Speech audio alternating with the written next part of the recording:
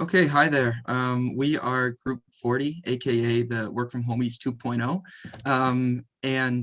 we're going to be demonstrating is how we deployed the case study one on GCP. So the solution that we used is that we deployed using a single compute instance. And in a situation where you might want to do this is where you have like a really lightweight API and you want to minimize cost.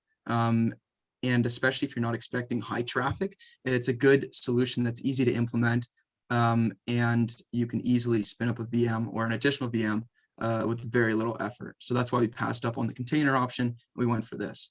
So Matt is going to walk us through kind of a bit of the process that we took to implement that and how we got it deployed to the public. And now this customer API is available to the world. Sure. Thanks, Graham. Let me just share screen for a second. So yeah, here is the console for our VM. And here you can see we cloned the repo. And then going into it, we can build and execute the Maven repository by running this command. And we've already done this. So if you can look at the screen that we have, and you see here, we have a screen running. So what this does is that it allows us to run this application kind of behind the scenes. And then we can attach to it. We can attach to it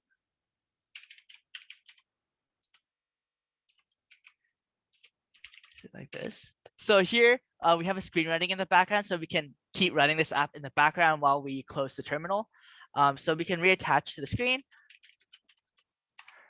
So here is like the screen that we created in the background, and you see we ran, we cd'd into the directory, and we ran this mvm maven command, and then it started running the container basically. It started running the application, and then we can detach from it to look at our firewall rules.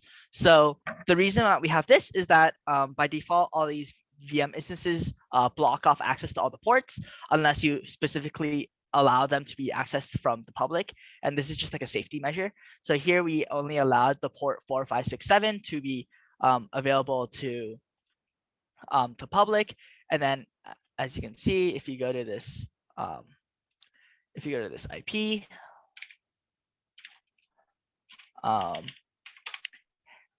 the application is running and we get the GET request that's in the API. Thanks for your time, and I hope you enjoyed.